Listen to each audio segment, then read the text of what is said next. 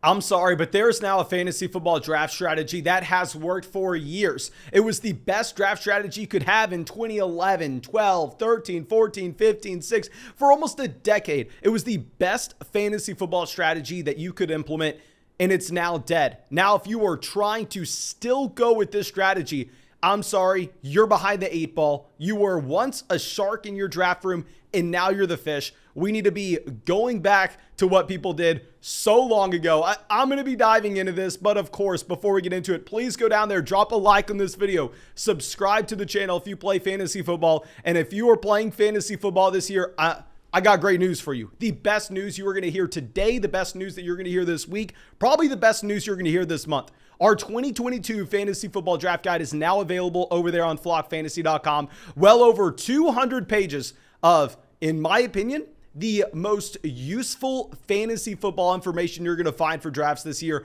I could not be more proud of this. I go through every relevant player in drafts. I talk about the pros. I talk about the cons. I give you every statistic that you are going to need to crush your drafts this year. And if you head over to flockfantasy.com to get that draft guide right now and you use promo code FLOCK, you will get an exclusive discount in the month of July for anything on flockfantasy.com. You can find the link down there in the description as well. But thank you so much, of course, for everybody supporting the channel. And let's go right into this, and let's talk about the fact that the quarterback position has changed and it will never be back to what it once was. Now, let's start off by looking at advanced rates, looking at what we had in 2021 fantasy football drafts, because I need to first convince you that drafting a quarterback early, taking one of the elite guys, is worth it again. Now, of course, way back in 2015, 2014, 2013, if you were drafting Tom Brady in the first round, Drew Brees in the first round, Peyton Manning in the first round, while yes,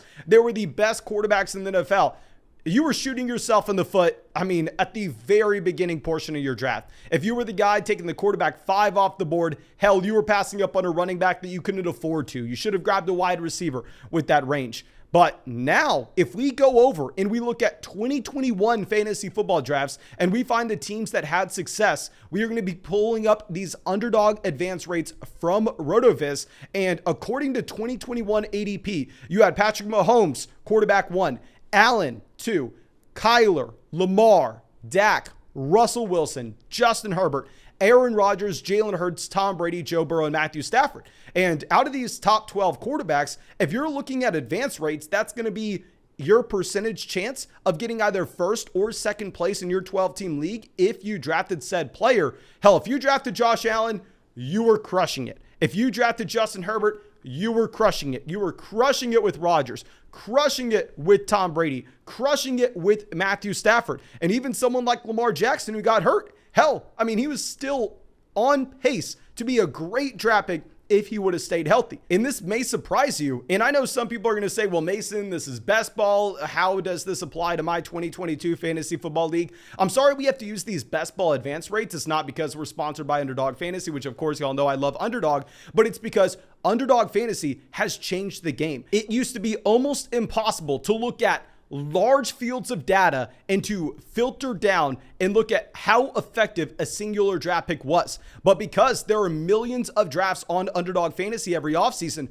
we have millions and millions of teams that we are able to look at. And we are able to see exactly how one of these picks impacts your ability to win fantasy football leagues. Now, yes, it won't be a 1-for-1 correlation between best ball and your regular fantasy football draft, but it'll be pretty damn close. So if we are looking at these advance rates, it's very telling that drafting a top 12 quarterback last year was the route that you needed to go. And I want to try to explain why things have changed. Because if we go back, and let's not even go too far into recent history. Let's look at years like 2015, 2016, 2017, 2018. And let's look at the top 10 quarterbacks that were being drafted then and try to figure out the difference between those top 10 guys and the guys that are going in the top 10 now, and why you probably wanted to be going with a late round strategy at the quarterback position back in those seasons, where now you want to be taking them early.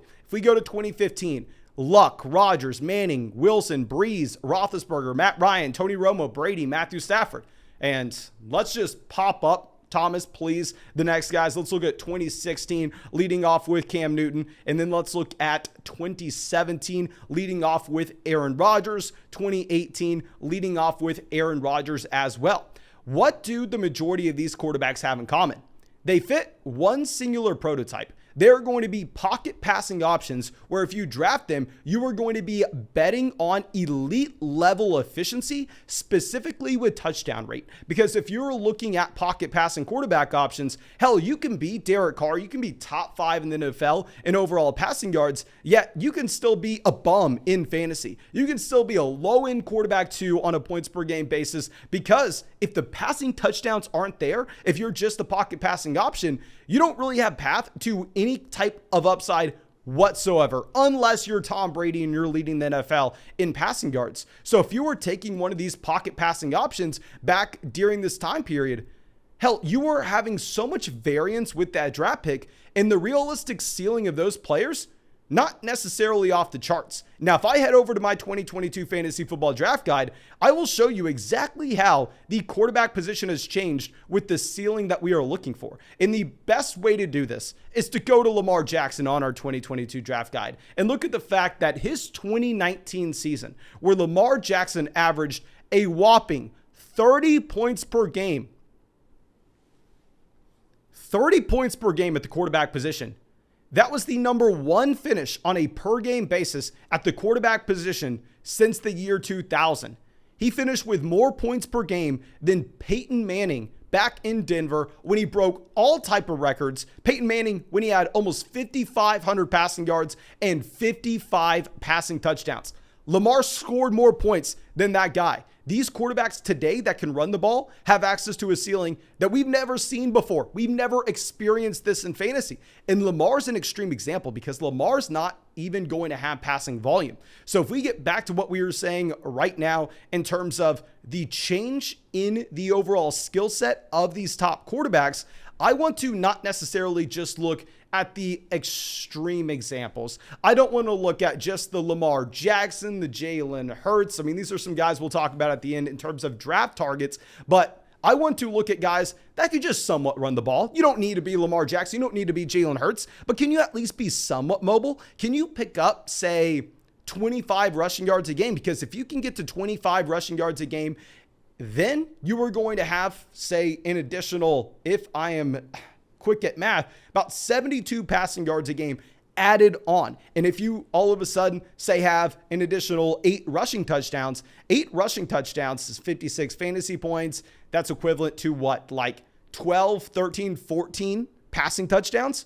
So just picking up a little rushing production, not even being Lamar Jackson, gives you access to a ceiling that the majority of these top end quarterbacks back 10 years ago, they didn't have access to. And the best way I can illustrate this is heading over to RotoViz and looking at the years 2000 through 2014.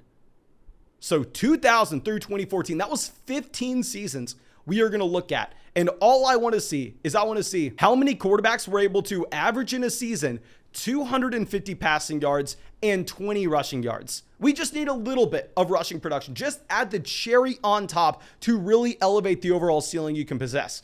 And during this time period, you had Michael Vick, Cam Newton, Aaron Rodgers. Vick did it twice. Then you had Donovan McNabb.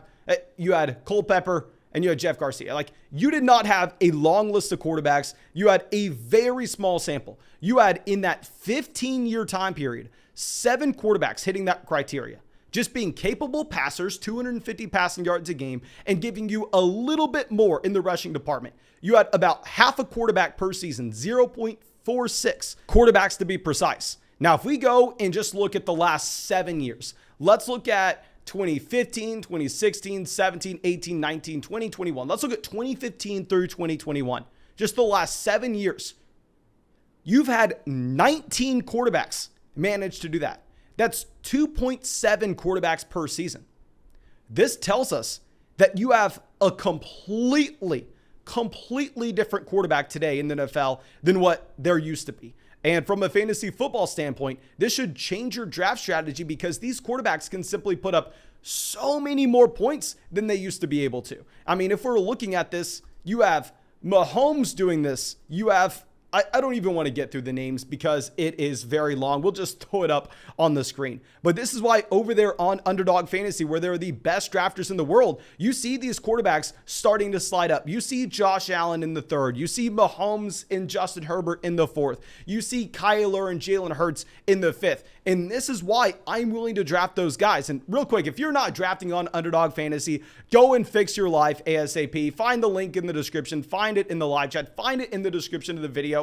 Best place on planet Earth to draft. There's a reason millions and millions of teams are drafted there every single year. And if you use promo code FLOCK, you are going to get a 100% deposit match. They are paying you to try out these leagues. You're going to get our 2022 rankings, our dynasty rankings, our dynasty rookie rankings. You'll get our 2022 draft guide so you don't have to go over there and purchase it on flockfantasy.com with just a $10 deposit on Underdog Fantasy. Link in the description, promo code FLOCK. Have some fun. Draft with us on the live stream. And this is why if you're watching us draft on a live stream, you're going to see me consistently target some names I want to go over right now. I want to talk about some guys that I truly do think could break fantasy football and demonstrate this ceiling that we really have never seen before, as we were already talking about. Let's go over and let's first look at someone like Lamar Jackson, who you are now getting in the 5th round. And we already talked about the elite potential that he has, the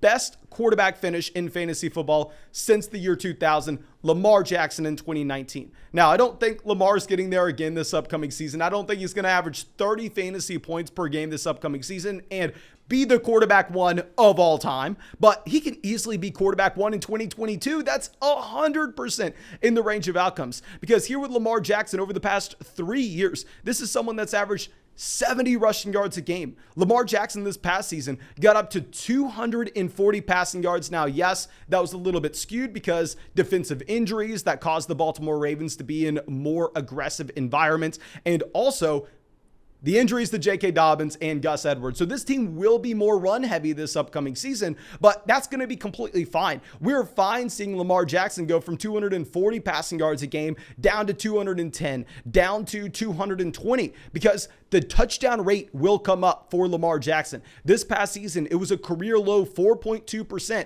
Historically speaking, Lamar Jackson's one of the most efficient passers in the NFL, not because he has the best arm in the NFL, but because how defensive coordinators have to go up against Lamar Jackson and how he can just really use the football field in a way that, hell, you're not going to have Tom Brady with access to one-on-one coverage on the outside. You're not going to have that because they don't have to keep a linebacker there to make sure that they're shadowing Tom Brady so he's not going to scramble out of the pocket. So it's not like Lamar is one of the best quarterbacks in the NFL in terms of his arm strength, in terms of his accuracy, but because defensive coordinators have to change so dramatically, it allows Lamar Jackson key looks with the defense that other quarterbacks don't have access to. So I expect the efficiency to go up for Lamar Jackson. And on top of it, I expect him to have that ceiling to get back to that quarterback one overall finish. I love drafting Lamar at the beginning of the 5th. One of my favorite things to do in drafts. Best thing to do in drafts right now. If you go draft on Underdog Fantasy, of course, link in the description, you can draft Mark Andrews at the end of the 2nd round. And you can get Lamar Jackson at the beginning of the 5th. That checks a couple of the boxes we are looking for. That gives you the elite level quarterback. That gives you the elite level tight end. It gives you a stack and correlation between the two as well. So, I love the idea of going Mark Andrews at the end of the 2nd, Lamar Jackson at the beginning of the 5th. Another quarterback that will have rushing upside. Now, he's not going to be the extreme case of a Lamar Jackson at 70 rushing yards a game, but Kyler Murray is the perfect example of this new age quarterback that back in the day, back in 2015, 2014, you couldn't draft someone that looked like this. Kyler Murray this past season averaged 270 passing yards a game. If we head over to our draft guide right now, you're going to see that Kyler has increased his passing yards per game from 232 to 248 to 270 over the past 3 years. You're going to see that Kyler's increased his adjusted yards per pass attempt from 6.6 to 7.1 to 7.9 this past season. Lamar's getting better across the board as a passer, and he still has the elite level rushing upside. Lamar Jackson actually averaged 40 rushing yards a game or close to it over the past 3 years. Now, there was a dip down this past season. I think that has something to do with the injury. I think you're also looking at Lamar as someone that is probably not going to run as much as he did his second year. But even if we expect the rushing yards to not necessarily be 38 a game going forward, maybe they go down to about 30 a game, you should still see the rushing touchdowns have an uptick compared to where they were in 2021 for Kyler Murray. He was still the quarterback 4 on a points per game basis. And one of the best things that you're going to see with this Kyler Murray profile is Cliff Kingsbury may not be the smartest NFL coach in the world. I mean, no, he's not. He has his own struggles. But what he does do is he does his best job to put up as many fantasy football points in this offense as possible. He truly does push the pace of play. Arizona has been top 5 over the past 3 years in both passing rate over expectation in game neutral environments, as well as pace of play in game neutral environments. This is a team very similar to Tampa, very similar to Kansas City, very similar to Buffalo, very similar to Dallas. I mean, these guys are all in the same group. They're trying to run as many plays per game, which could not be better from a fantasy football standpoint. Now, let's go over to another quarterback that I truly do think you can draft a little bit early. Let's look at Jalen Hurts, who's going back-to-back with Kyler Murray right now. Now, how I'm deciding if I'm drafting Jalen Hurts or Kyler Murray at the 5-6 turn is if I took Hollywood Brown earlier in the draft, then yeah, I'll go Kyler Murray over Jalen Hurts. If I didn't go Hollywood Brown, I'm going to take Jalen Hurts. Very easy way for me to tie break between these two guys. They're in the same tier for me. But Jalen Hurts was the quarterback 6th last season on a points per game basis, and the man averaged 209 passing yards per game. He averaged 209 passing yards per game.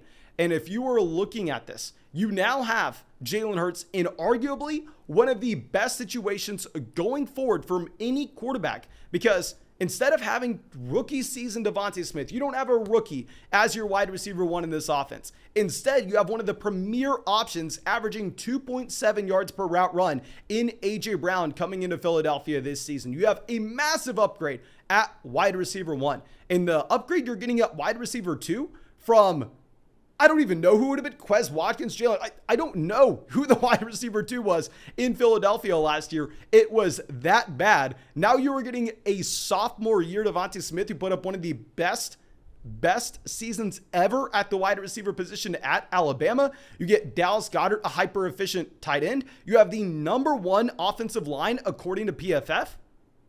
Jalen Hurts, very similar to Kyler. Very similar to Lamar. This is someone that has quarterback 1 in his range of outcomes. Obviously, Josh Allen does as well, but Allen you have to take early. Allen's going at the beginning of round 3. Jalen Hurts, this is someone you can get in round 6, and I'm all about it. Now, another quarterback that I think can finish as the QB1 overall. And I understand, yes, maybe I'm biased. Y'all know I loved him as a rookie. We lost a lot of money drafting him as a rookie. Trust me, we lost a lot of money drafting him as a rookie, but I'm going right back to the well this year. Trey Lance. Now here with Trey Lance, I don't even know what we have to say. We've almost said it all. Very similar, and I mean very similar to Jalen Hurts.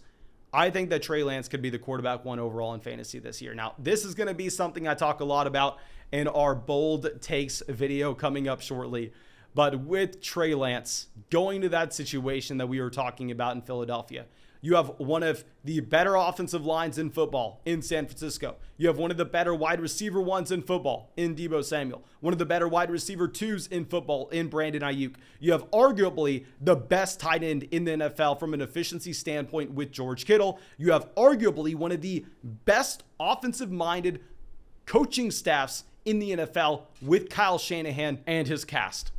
So if I'm looking at this situation, I think that while yes, Lance may not necessarily be a great NFL quarterback, he is set up to succeed in an extreme measure. Not only is he set up to succeed, but most importantly, he has this rushing upside. He can go out there and run the ball double-digit times per game. He started 2 games this past season, and in those 2 games, he had 24 rushing attempts. He had 120 rushing yards. He didn't have a rushing touchdown, but the man 6'4", 226 pounds. Nobody should be surprised if Lance comes away with this season with 10, 11, 12 rushing touchdowns. If we go back to what he did at North Dakota State, his 1 year starting, he had 1,100 rushing yards.